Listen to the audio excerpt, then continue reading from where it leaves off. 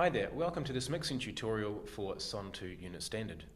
I'm going to be demonstrating how to mix with a live console, and I'm using the Studio Live 1642 mixing console, which is a new disc which I've just got, which is really superb. Unfortunately, I do not have a live band here with me today to mix, but instead I'm able to use the computer to send all of my tracks, which has been pre-recorded, through to the console. In fact, I'm using some tracks which I've downloaded from the Sound on Sound website from their Mix Rescue session, and you'll find the links for that in your workbook. So you can have a go at doing the same mix session as well. Now, the downside of not having a live band here and also by using the computer is that I cannot demonstrate how to use your gain or your input trim knobs at the top of your console, because the gain is preset by the computer. However, I can show you how to do everything else. On my console, I've got my drums all laid out, 9 tracks for drums, 2 tracks for the kick drum, 2 tracks for the snare drum, 2 toms, hi-hat, 2 overhead microphones. Then we also have our bass guitar, 2 electric guitars, keyboard channel, 2 backing vocals, and a lead vocal channel. Let's get right into it. Okay, before I get going, I'm just going to quickly explain something which is going to be really useful for you. If you cannot see on the desk very well from the video, if it's too far away, what you're also going to be able to look at is the computer screen, which I'll have in the forefront as well. And every time I move a fader on the desk, the computer screen will move also, and it's a really great feature with it. The other thing about this is that this is a digital mixing console, not an analog mixing console. So each channel has a whole bunch of effects involved in it. And to access those effects, if I just push the select button, which you can also see being highlighted on the computer screen, and once I push a select button, I'm able to alter mainly the EQ and the compression for that channel. So for instance, this first track, which is a kick drum, that one there, if I just move the fader so you can see it, I can go and put some equalization on. Just like that. I'm also going to be able to do some compression as well.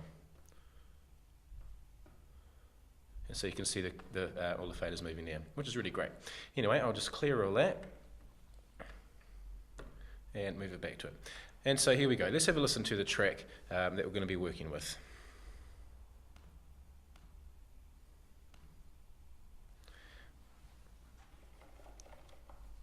Enable my Firewire controls and let's bring it up.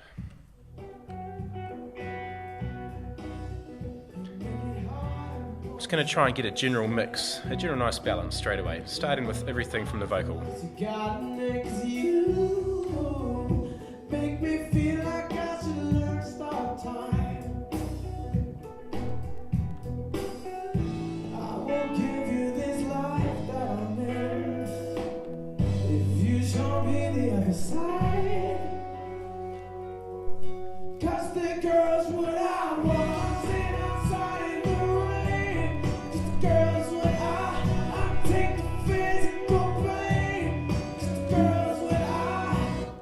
Okay, so you see I'm swapping between 2 applications on my computer.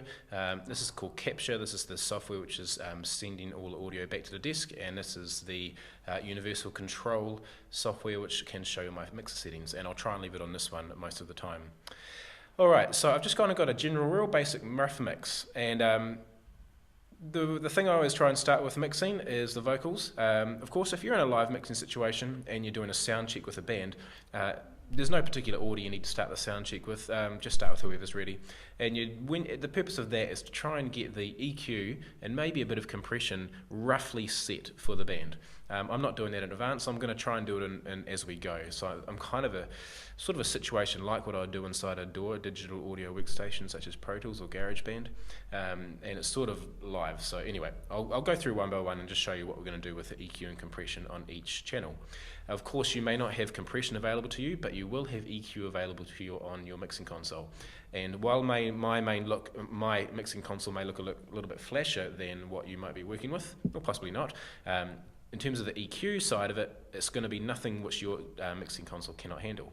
So anyway, let's have a listen to the vocals. So I'm just going to select channel 16, which is our vocal channel, that one there, and I'm just going to work on its EQ firstly. I'm going to mute everything else and just listen to this track and see what we can do with it. At the end of the day, the girl's what I want. Okay, so it's not too bad. The main thing, which is a bit of leakage from his headphones, from the other instruments. So any instrument which does not have a lot of bass frequency in it, we want to go and do the high pass filter. So if I listen to the vocal, I'm going to alter the high pass filter so that we can hear, try and cut out any of the low frequencies that might be present. You see this world that we're living in. Okay, so that's too much. I see all of the life just giving in to you. You're so hard that So get you everything can below turn 100 hertz. some blind. Get a bit of a high shelf frequency. All the mysteries of love and fear. So a little more of the high She's frequencies. got me working through the night. 'Cause the girls what I want, I'm sitting outside in the rain.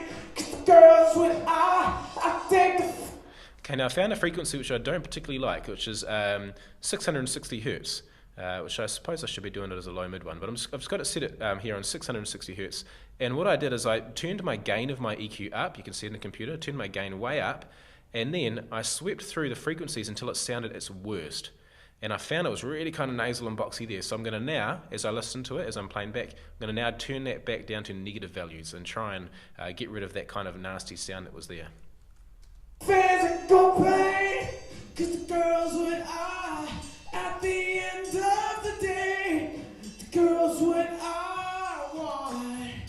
It's also really useful to then turn your EQs on and off and listen to the before and after difference, and it's quite a lot of this in this instance.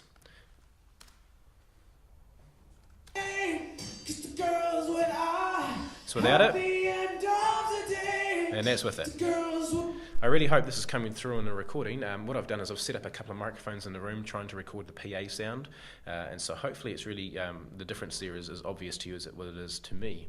Now, it's very dangerous trying to EQ things in isolation without listening to the rest of the tracks, but this really early stage, all I'm trying to do is get a rough idea, a sort of a ballpark figure, if you will, of what I'm going to do with my EQing and my compression. And I will probably most definitely come back to it all once I've mixed other tracks, so I'll keep coming back to it and referencing it against other tracks. I'm just going to listen to it in context of the track now and do a little bit of compression on it to try and even it up a little bit. what I want.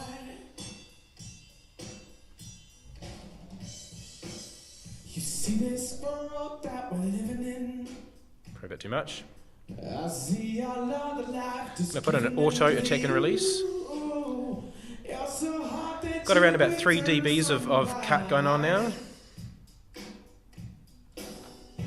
all the mysteries of love and fear. She's got me working through the night. Turn my compressor off and on. 'Cause the girls what I want, I'm sitting outside in the rain. 'Cause the girls what I take the physical pain. Okay, this is not a bad place to start off with. I'm now going to move on and try and get these kick drums sorted out because I want to get the bottom end of the track really happening nice and tight, nice and strong. So I'm just going to go listen to both of these first. I'm going to select my first kick drum, mute everything else, and just listen to what's going on down there.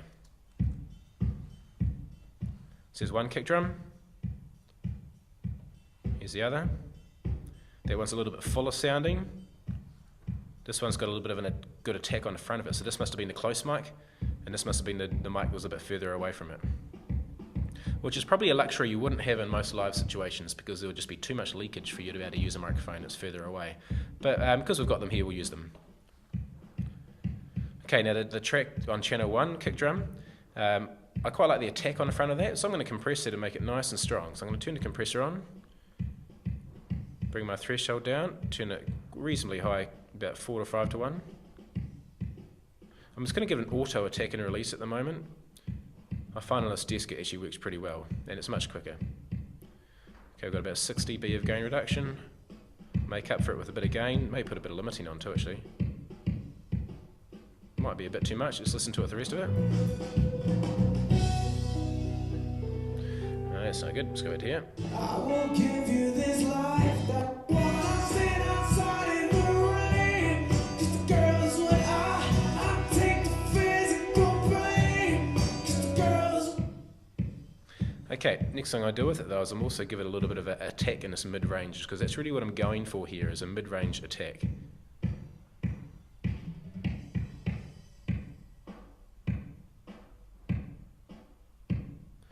Okay, I'm just going to move on quickly because I'm going to listen to the other kick drum. Now there's a little bit of a horrible mid-low frequency going on in this one, so we'll try and find that.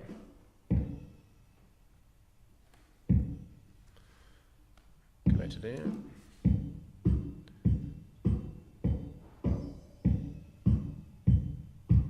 There's a few of them. We'll just start with there for now.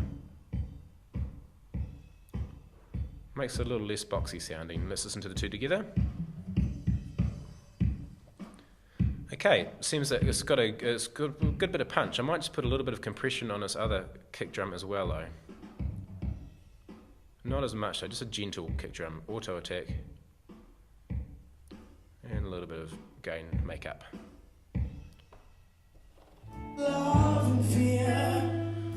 Okay, I'm pretty happy with that kick drum. Let's look at the bass guitar now.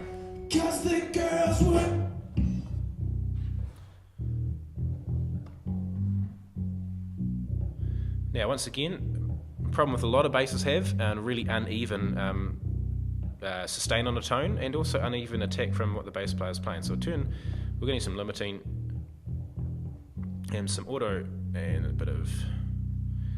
Now when you're doing compression, it's really important to try and make sure that your volume of it, pre and post compression, is the same, or when the compressor's turned on and off, that it's the same.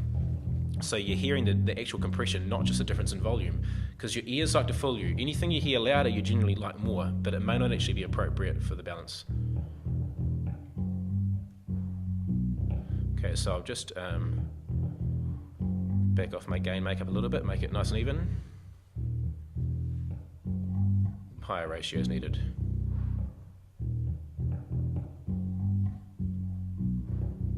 Okay. Alright, now let's have a listen to our EQs. I might actually put a high pass filter on it to get rid of the very lows. About 30 Hertz, because let's just listen to it as like with the kick drum.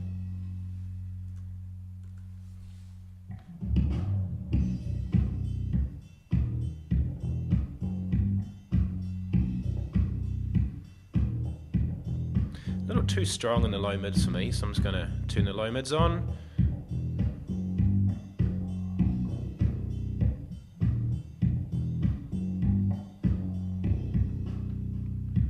Take about a 460 Hertz out.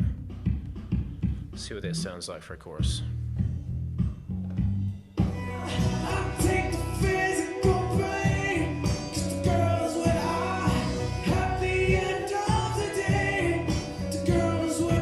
Yeah, the bass is probably still not quite right there, and the other thing which is sort of bugging me now as I listen to it in the context is the gain that I've got for my lead vocals, that high, that 4 dB increase I had up there at 6 kilohertz. A little too much, so I'm just going to that thing there. I'm just going to pull that back a little bit. Alright, next let's just get these guitars and keyboards sorted out. Try and get this mid-range all locked down and nice, because the mid-range is probably the most important part really, because that's the part that you're guaranteed to hear on every kind of speaker system. So now let's listen to these guitars.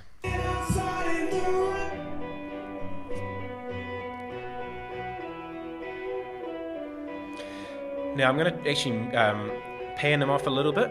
I'm going to try and avoid panning as much as possible, because I want this system to be as mono-compatible, this mix to be as mono-compatible as possible, because that's generally how you should mix live, I believe, in a mono way. But I'm just going to spread them aside a little bit. Let's have a listen to the first one. There's my pan control there.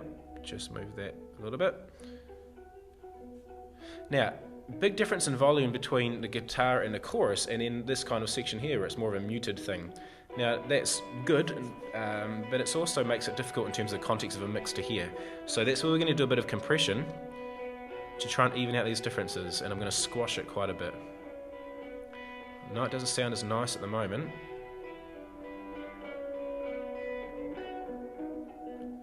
So we can hear that. Let's compare that to when it's playing in the... So that's the chorus.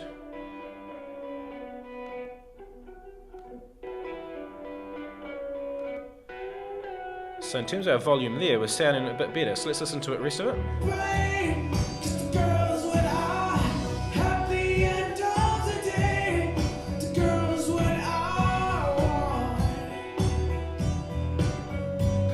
Okay, so do the same for the other guitar. You see this world that we're living in. I see all of the life just giving in to you. You're so hot that you could turn to something blind. All the mysteries of love and fear. Okay, the guitar's not too bad at this stage. I'm not going to EQ anything. Possibly I might want to cut out a few low or a few mid-range frequencies, but at this stage, no, I'm happy.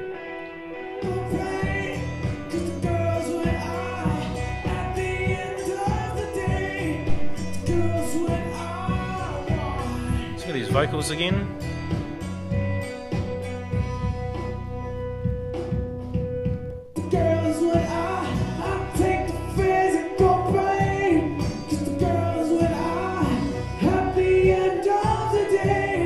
Cut that out.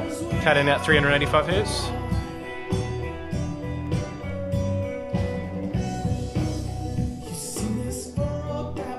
Let's turn our attention to the snare drums. Now we've got a snare top and a snare bottom. Here's the bottom. It's going to need to have a phase invert put on it, so we're going to invert the phase. Let's just listen to the top snare for a moment. That's our thing, is it will need... Oh, whoops, I just did the high pass in the wrong channel. That's the problem with digital discs. There we go.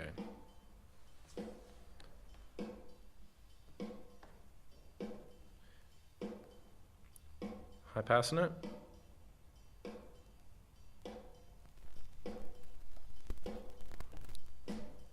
Let's do the other one, high pass 2. I'm not going to worry about any gating for this session. Possibly might want to put a bit of gating, particularly in the toms, but we're going to leave that for now.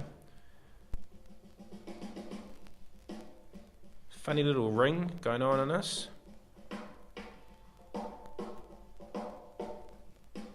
This is a bit.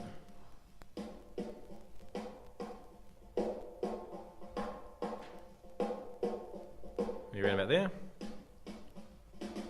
Just even it out a bit. Let's listen to it with the overheads. It's always important to check it against the overhead mix. So, here the snares sound a lot better. Let's give the this snare track a bit of compression as well.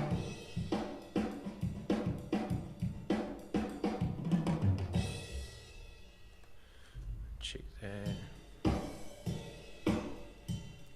Okay, all right.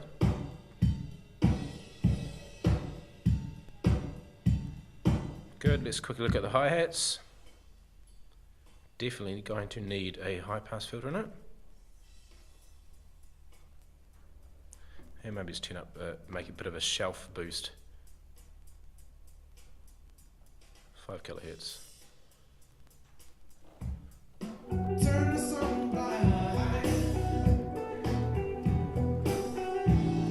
Okay, let's listen to these keyboards.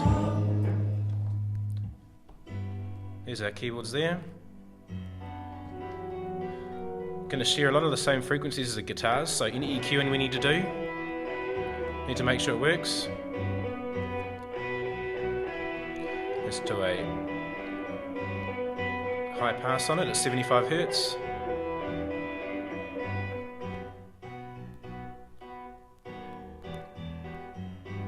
Probably a little too much low mids for me. Let's go back to where I was doing that bass, left-hand bass thing.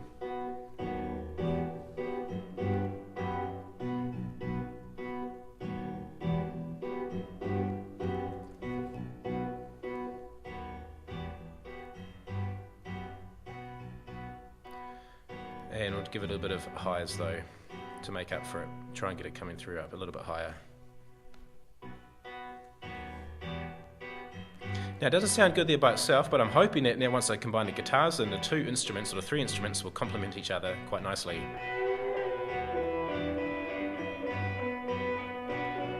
Not too bad, just check the vocals.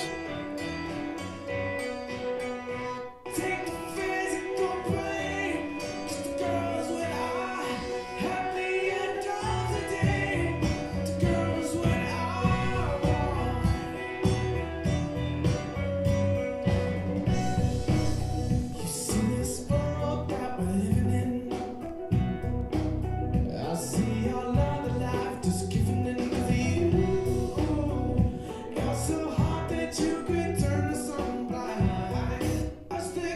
Okay, now we've got these little chorus backing vocals as well. Let's check what is going on with them.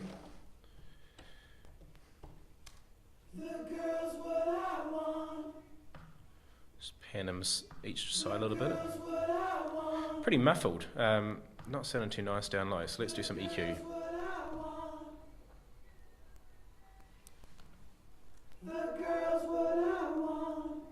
There it is, 265. I'll copy the same setting over to the other one, over to the vocal.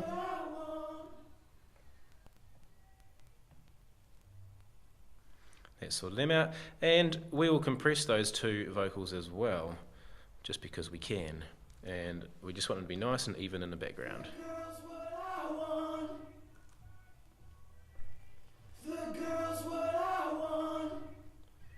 Yep, that's good. Don't need to take too much care over it. Oh, maybe a slightly higher ratio.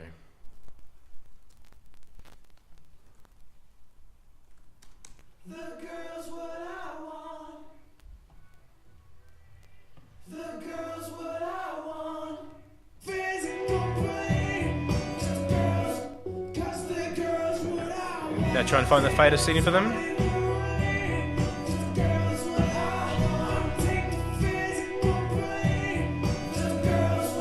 Not too loud. Can't get in the way of the vocals, got to support it.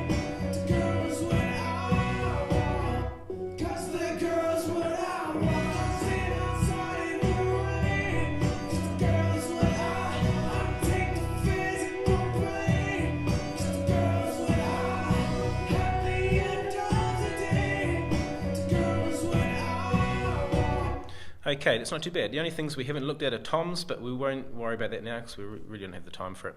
The last thing we need to do is just put maybe a little bit of ambient reverb on it. Now, if you're on an analog mixing console, you'll need to be sending it out using an auxiliary send, a post-fade auxiliary send to an effects unit, and you should know how to do that if you have an analog console. Your manual or the workbook that you're working through should help you with that. With a digital disc though, it's all built in to this, which is great.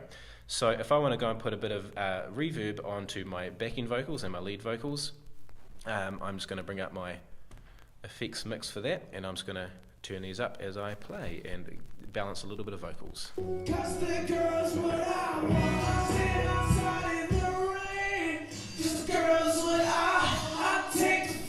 It's way too much, but just get illustrating.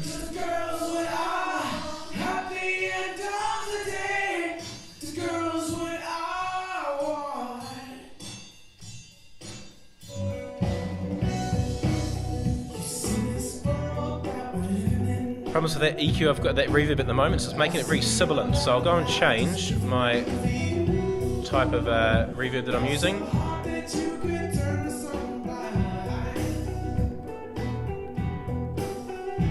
Over that one now.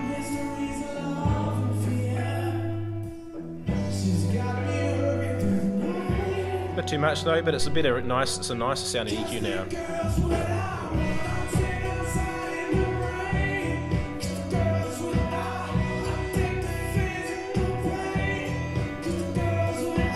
A little bit.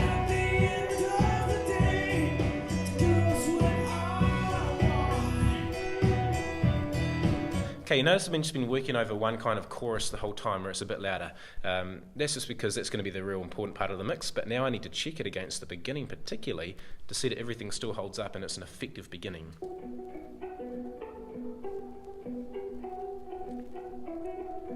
My worry is the guitars might be too quiet, but we'll see.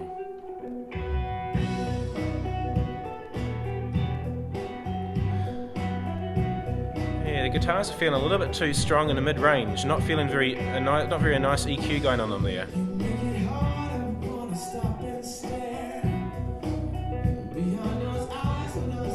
The great thing is because we've got the computer here, we can go and adjust the frequency, find where it is there. That kind of frequency there. Select the other guitar too, do the same sort of thing.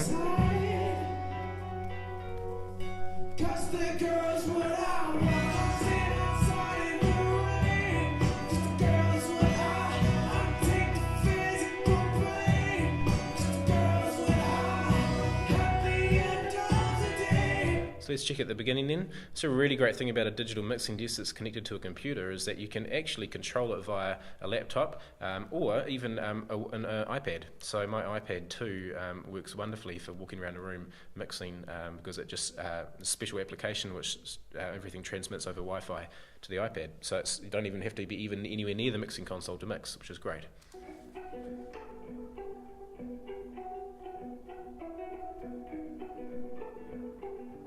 Probably a little too much compression there. We'll live with it though. Keyboards and bass a little bit too loud.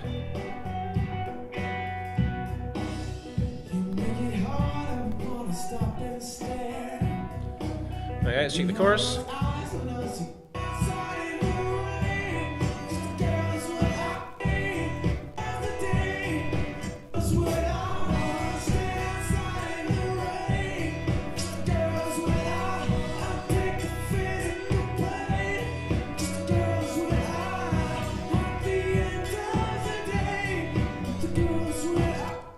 Alright, well I'm reasonably happy with that for now. It's much better than what it sounded like at the beginning without any mixing. Last thing I'll just quickly point out is that this kind of fader setting we've got here, where everything's away from unity gain and your master output's the slow, is not what you'd usually go for, but this is just what's been forced on me because I cannot alter the input gain up here of any of the channels because I'm connected to a computer as opposed to connected to or having microphones from a live band. But hopefully that gives you a good sort of insight as how to do the mix, how to work the EQ and the compressor if you've got those available to you, and hopefully you'll be able to go and do mixes yourself now.